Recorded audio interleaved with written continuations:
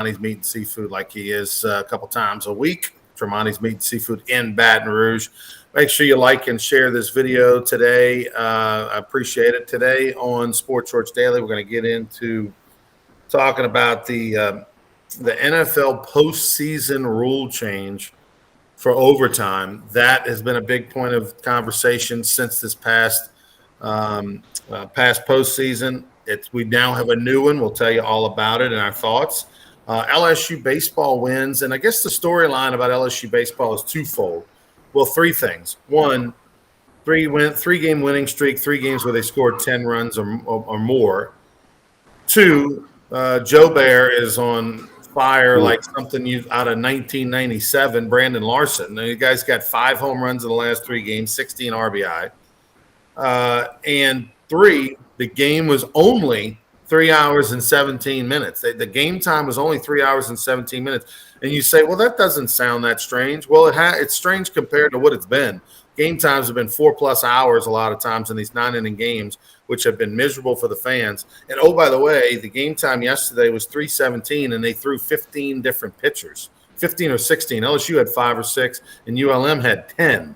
So that was impressive. Clearly, that was on the mind of Jay Johnson and his team to play a little quicker pace of game. And I want to say thank you, Jay. Thank you, LSU baseball, because it's been a little rough. Some big news out of New Orleans. Malcolm Jenkins officially retires after 13 years as the safety for the New Orleans Saints and others. He was a big leader and big part of that team in 2 different stints with the New Orleans Saints. So lots of change, lots of turnover. Also, the New Orleans Saints signed their backup quarterback. We'll tell you who that is and a whole lot more. We'll bring in Tommy Krysan right now. TK, first off, let's talk LSU baseball right off the top. The old flip a switch. Look, ULM's not a good team. Don't get me wrong. I mean, they are not a good team. They're 8-14-1 now, something like that.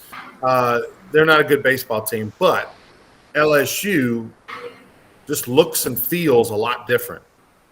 They really do. I mean, maybe that Saturday night win in Gainesville was that switch flipper or whatever. But Ronnie, and I want to talk about Joe Bear. That bases loaded double he hit into the right center gap. That ball got to the wall in a hurry.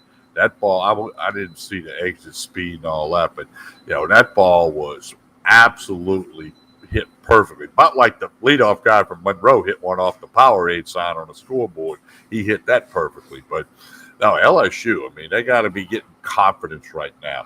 Auburn is Auburn. Auburn's going to come in and really take a shot at LSU. We know that, but this is now 3 games, 1 in a row, like you said, with lots of runs and good pitching performances. Bullpen shut down Monroe last night. Some good pitching performance. So you got to like what's going on. You got to like 3 hours and 17 minutes. And with 19 total runs scored and 15 pitchers used, that's remarkable that it was 3:17 on the clock. Okay, but hey, it was a good night for LSU baseball. They had some enthusiasm, some energy. We talked about that on Sports Shorts Radio last Saturday morning. So that was good. And for the folks that hadn't checked it closely, Thursday, Friday, Saturday series due to TV. So it's not the Friday, Saturday, Sunday. And that usually happens a couple times a year, not just Easter weekend, but for the teams in the SEC. Yeah, the games this week. That's a good point by Chance. Peloso doesn't get hurt. Do we even know what Joe Bear can do? And I think the answer is yes. I want to talking about K. Peloso was supposed to be the opening night DH. He hurt himself in that goofy, rock back and forth circle that they do before they take the field, which was a tradition started during the Maneri era, probably 5-6 years ago. The one thing I'll say about Joe Bear, they were on him. It wasn't like he came out of nowhere. He was going to play, whether it was in the outfield or DH. He was going to get some opportunity. But it's a little different when on opening night they give you the spot. The other guy's not going to be able to play. You didn't know at the time how long or whatever. But it almost felt like Joe Bear got some extra juice when he suddenly was thrust in there and realized this is my opportunity, and he's made the most of it for the large. Well, and here's the thing: when Peloso gets hurt, basically 5 minutes before first pitch, they went right to Joe Bear. So, it's not like they had a lot of time to think about it, but that's who they went to. So I agree with you that they knew he had some upside, and man, he's on fire right now. By the way, Joe Bear is draft eligible. He's a draft eligible sophomore. He's been in college 3 years. He's the age requirement. This team, look, I don't want to look too far ahead to next year, okay? But next year, you're going to have two different things happen. One, a 40-man roster for college baseball is going to go back to its normal 35. So that's in effect, which, that means you get 5 less players. Two, you got a situation where, you got a lot of draft eligible players this year. I mean, you look, all the names right? Morgan and Cruz and Doty and Berry. All these guys are able to get drafted. Dugas is going to be gone because he's a senior. Giacomo is a draft eligible guy. Joe Bear is a draft eligible guy.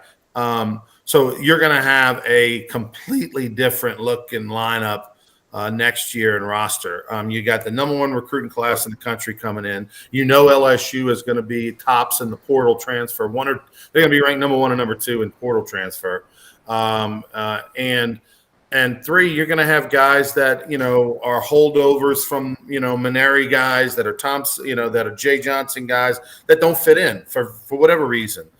They don't, and that happens all the time in every sport when you have a new coach come in and he's got old coach players that he didn't recruit that maybe aren't the type of player that he wants.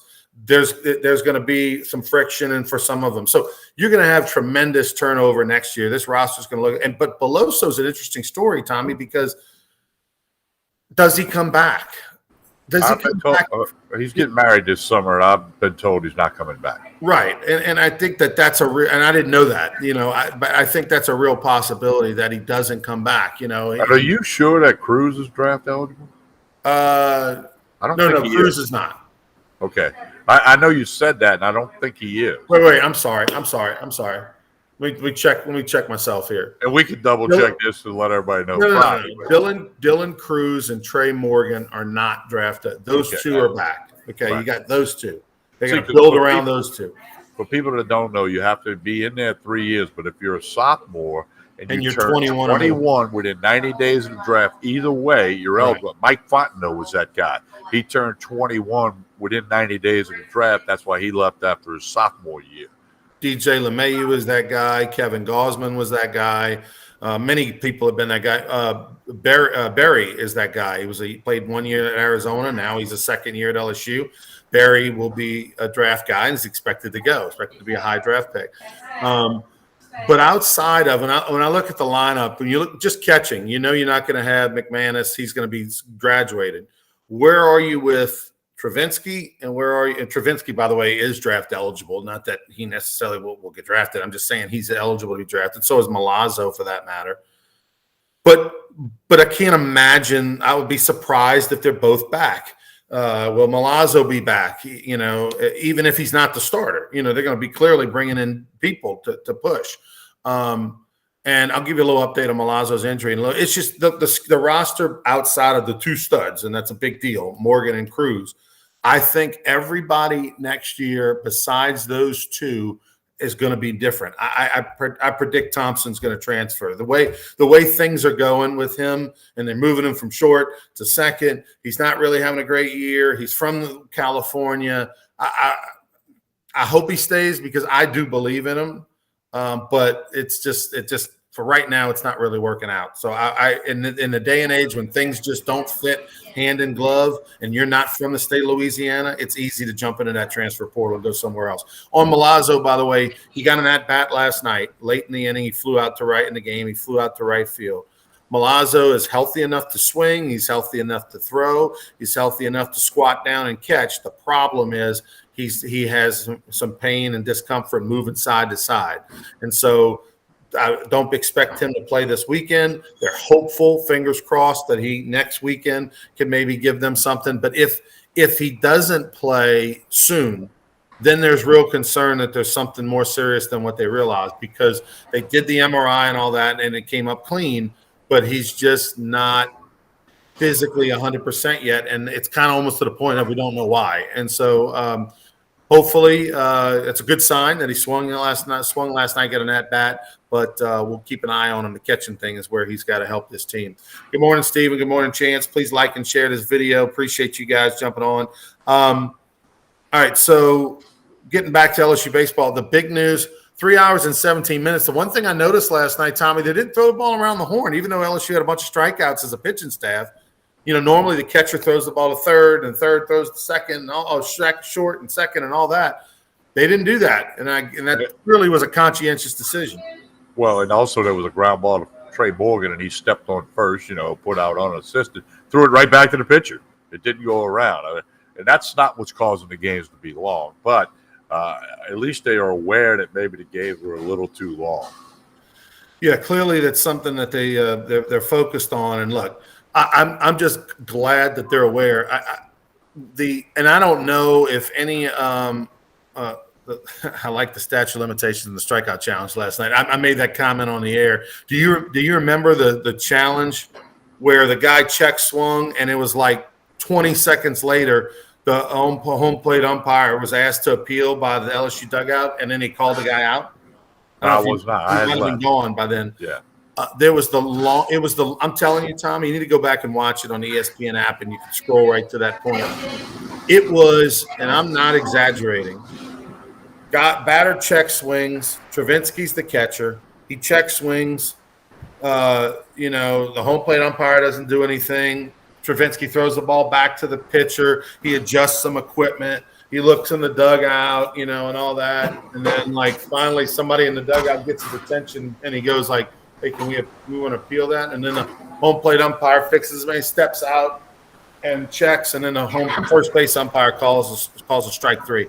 And it was no exaggeration, at least 10 seconds from the time that the ball, was in the dirt or whatever it did. Because we were in a replay on TV. We were showing a replay of the swing, and then all of a sudden, while we're in the replay talking about it, I see them striking. I thought we missed a pitch, and because I didn't even see the appeal I saw the next replay. Because while we were looking at the replay, they called him out on a strikeout, and I thought, Tommy, that they threw a pitch while we were in the replay. We just were a little too long, and then they struck him out. It was the longest thing, and I said, I think a lawyer could argue the statute of limitations was up from the previous pitch to be able to even cause a check swing. But anyway, thank you for the 317.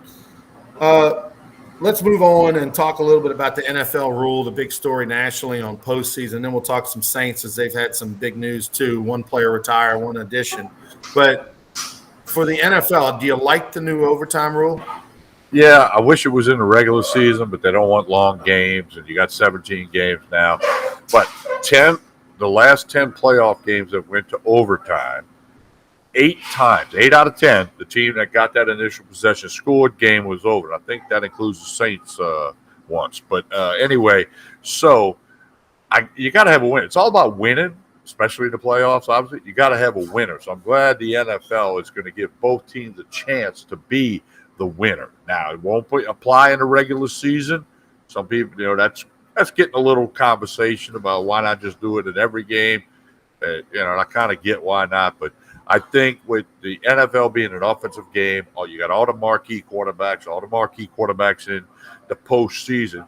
This is really going to be called the Josh Allen rule. When he didn't get the ball for the Bills in the loss to the Chiefs, that's right. What sparked this rule. We talked about this last week on the show, Tommy, and I'm okay with the rule the way it is now. I like it. If I was an NFL player and I was getting paid the same amount of money, whether you play 16 games or 17 games, I'd want to play 16 games. I mean, it's an injury sport, and so therefore they shrunk the overtime from 15 minutes to 10. That's clearly made a difference. We're seeing more ties, and I'm okay with the fact that they're not going to extend the regular season. I mean, I think if you play 70 minutes of football and it's still a tie, then it just needs to end a tie. And I would rather it end a tie than it becomes some kind of soccer goofball thing and you do, the penalty kicks or something. So this is, I think, the good settlement obviously you have to have a winner. You can't have a tie in the postseason, and this guarantees both teams. I am curious, why not take a page out of the college book? Maybe you don't put the ball on the 25. Maybe you make it a little more challenging. Maybe you put it on the 35. Maybe you put it on the 50. Maybe as opposed to kickoffs, because kickoffs, right? You get more tired, more injury, blah, blah, blah. But if you want to, speed it up or something, maybe put the ball on the 50-yard line and all that. But I'm okay the way it is. I like the fact that both teams get it in the postseason. It's too much on the line. And as you pointed out, the 8 times in the last 10 postseasons, the last 10 postseason games in the last 10 years that have, the eight of the teams that got the ball in the first possession have won the game. And so that's too skewed. If the numbers were more 50, 55%, the team that gets the ball, first wins the game, then I think they leave the rule maybe to where it is. But when it's 80% in favor of whoever wins the coin toss, you got to kind of do something about that. That's just too much a luck of the draw. New Orleans Saints, they got a new quarterback. And we told you on Sports Shorts Daily that, Taysom Hill's days of being a quarterback are over. And if you weren't sure, now you are. Andy Dalton signed to a 1-year contract to be a backup quarterback for the New Orleans Saints behind Jameis Winston. And I'm okay with this. I think Andy Dalton can do a good job in a small sample size. Yeah, well, he quarterbacked the Bengals for 9 years, a year with the Cowboys. Last year he was back up with the Bears, but got on the field a little bit. I always kind of liked him as a quarterback, and when he was with Cincinnati, they were just bad, okay? It was not a good roster. They were a bad team. But, he's a big guy. He's been around. He's very smart from what I've read, and I think he's going to help make the Saints better. And like Mickey Loomis said, if all of a sudden they got to turn to him, they got a guy that's been in the league 11 years and has started, a number of games. So I think it's a good move. But what's the better move is Dennis Allen realizing that Taysom Hill's not a quarterback. Sean Payton, I got a lot of respect for Sean Payton. He won a Super Bowl. But he was wrong about Taysom Hill. He thought that guy was a quarterback, and he's not. So I'm really good with because Trevor Siemian, he signed with somewhere else. So you'll have Jameis Winston, you'll have Andy Dalton, and then you'll have Ian Book in there. They got Blake Bortles, but he's just going to be a camp arm, I believe. So I like the signing there.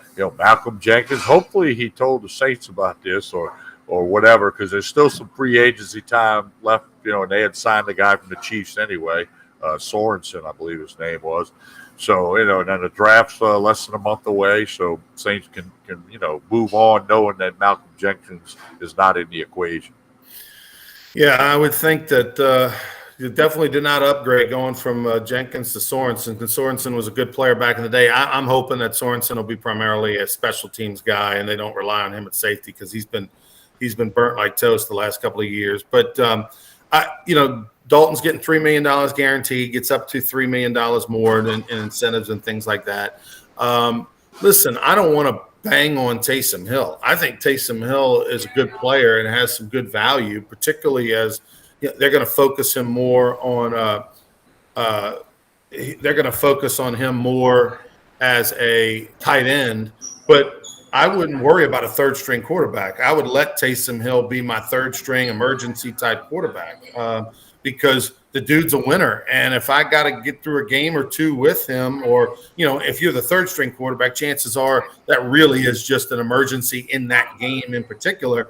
Hey, if something happens to Jameis Winston and Andy Dalton gets in there and something happens to him, I got no problem with Taysom Hill being a quarterback. I think Taysom Hill can be the backup quarterback. I just don't think Taysom Hill can be a starter and get you to where you want to be, which is a double-digit win team and winning games in the playoffs. I think Taysom Hill can win you games in the NFL. He's proven that.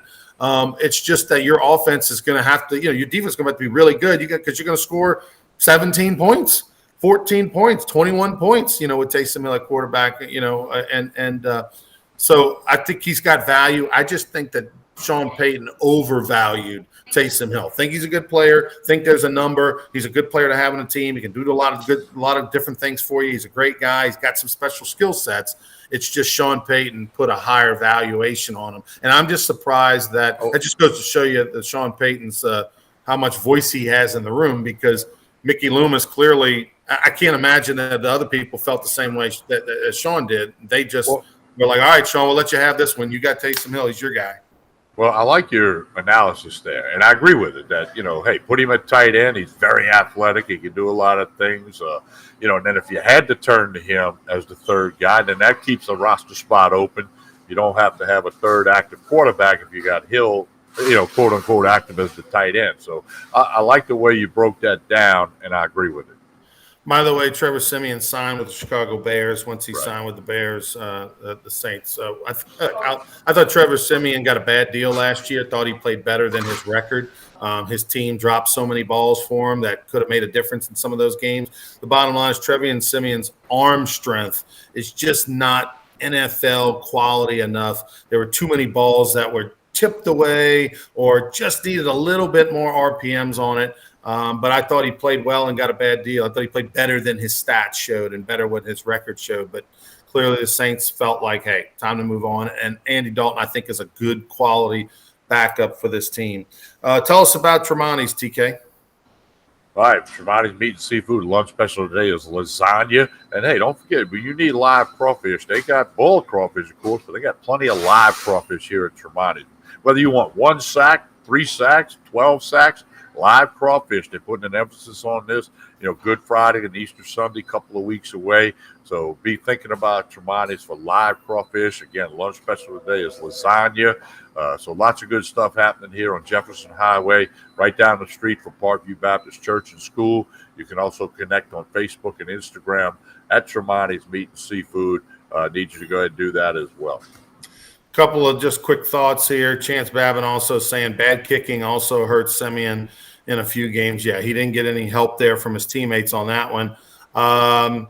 Let's see. Let's scroll up to the baseball comments. There was a question about Thompson last night on an error.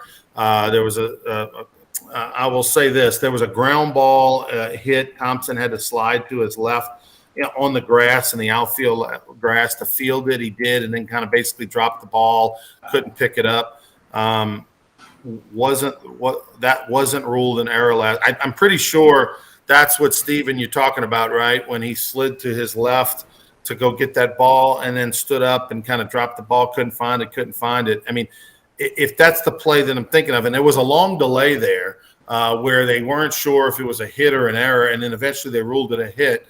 In my mind, anytime a player has to go to the ground to field a ball, just like if anytime a player's got to lunge, against the wall or dive in the outfield, regardless if they put a glove on it to stop it, it's not going to get ruled an error. Well, but there was another play early in the game, a ground ball to Berry, and he backhanded it at third, and he made a bad throw to second, and they called that a hit. That was a mistake.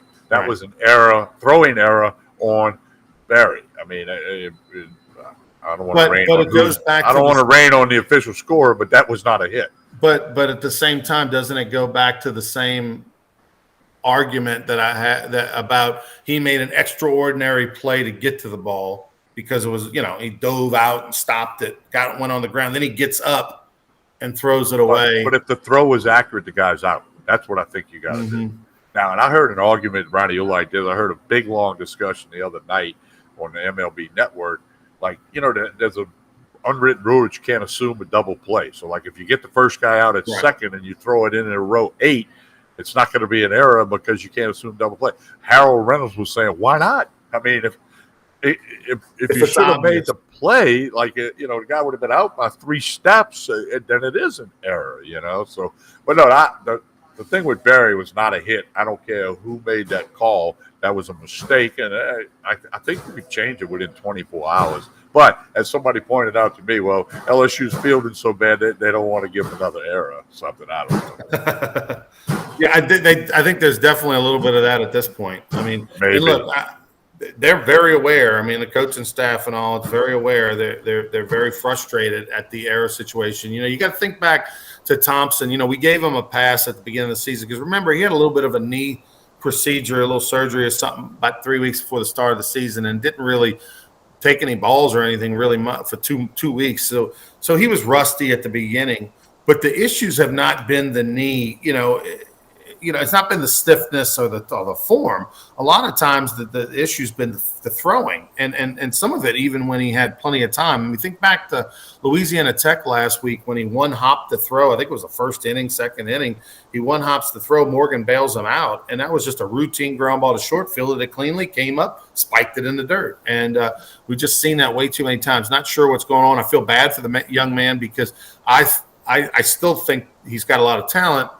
Last year, he played really, really good defense for in the middle of that season. Reminded you of Kramer Robertson and look and play, and then all of a sudden, you'd think that momentum would carry over, and it just has not. It has not worked out, and I know it's got to be super frustrating for him. I don't know why. I mean, obviously, they're hitting him a million ground balls, and he's practicing like crazy. But it's just right now he's got a little bit of the yips, I guess. All right, we'll be back for more Sports Church Daily presented by LeBear's Casino on Friday at 9 a.m. Until then, have a good one. Please like and share this video. For Tommy Christ and I'm Ronnie Rance. Thanks for watching Sports Shorts Daily. And don't forget, go to brrugaroo.com. Go to brrugaroo.com. Buy that $100 family 4-pack of season tickets to all the Rougarou games for 4 people. That's $1 a ticket.